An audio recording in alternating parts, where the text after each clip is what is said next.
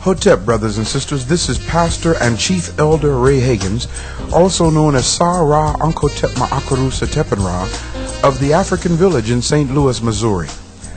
God has blessed us at the African Village in a magnificent way. Each week we receive testimonies of the life-changing power of God as we proclaim the truths that were stolen from our people as a result of the European invasions of Africa.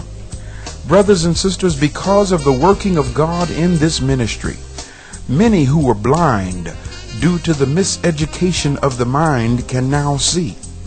Many who were lame because of the social programs that were designed to cripple our people can now stand tall and walk with pride.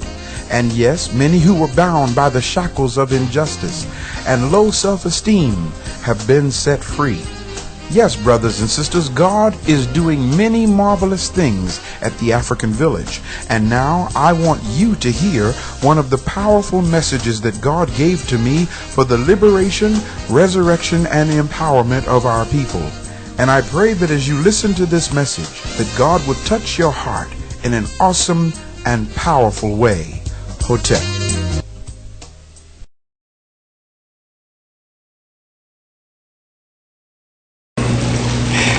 The subject that I want to speak about today is a subject that is mandated that I speak about. The reason why this particular subject is mandated is because when the truth begins to shine forth, it causes people to go through what I call cognitive dissonance.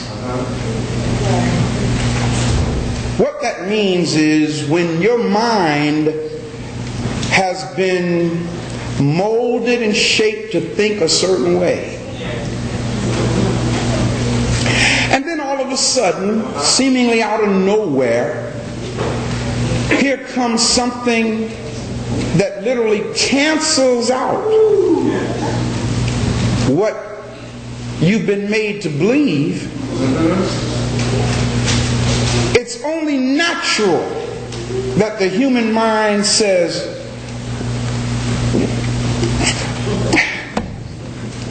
what's wrong here?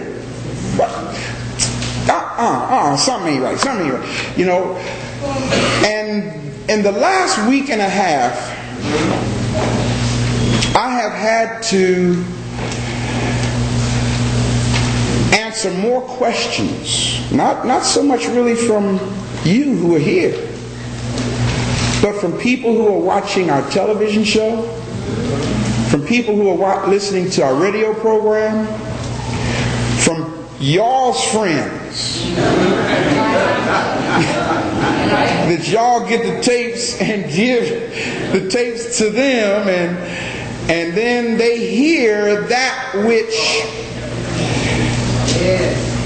something inside of them locks into the truth of it all, but it just doesn't fit with what I've been taught. I preached a message almost 2 years ago now. That message was entitled, I guess it was that long ago. The message was entitled, Breaking the Last Bond of Slavery. I don't know how many of you remember that message. Today I want to help us understand the last bond of slavery.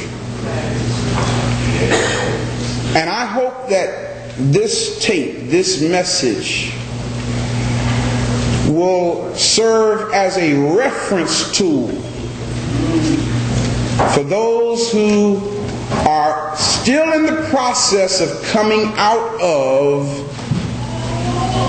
what our oppressors gave us to believe. The subject for today, and I say this subject with not a lot of excitement. But I say this subject because this is where the rubber meets the road. All right, sir. The subject is this. Look at the person next to you and say, what shall we do with Jesus?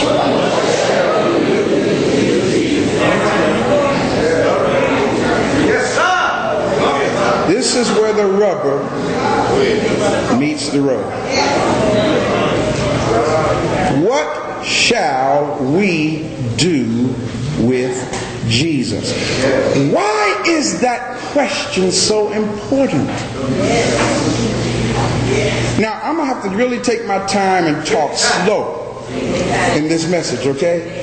Hope I don't bore you, but I don't want nothing to move past you too fast to where you don't grab it.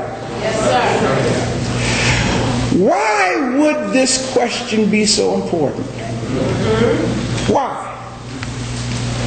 The reason why the question is important is because we have, as a people, been programmed into a belief system that's really not about Jesus at all.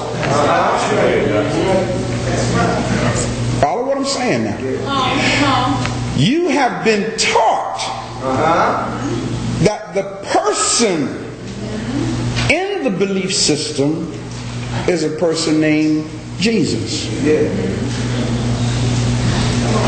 But the belief system that we have been taught is really a philosophical way of saying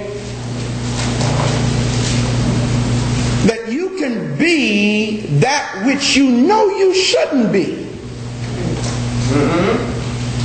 and still be all right with God. Follow what I'm saying now? In other words, we have been taught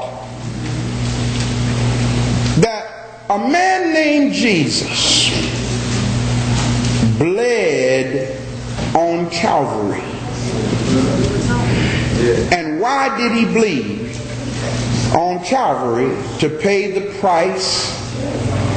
Talk back to me. Y'all ain't forgot that quick. To pay the price for our sin. Right? That's what we've been taught. That's what we've been taught. We've also been taught that the whole reason why he came to earth in the first place was to correct what Adam did in the Garden of Eden. Isn't that true? The problem is Adam didn't exist.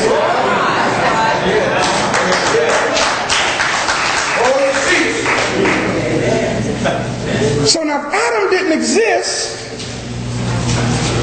to create what we call the fall of man,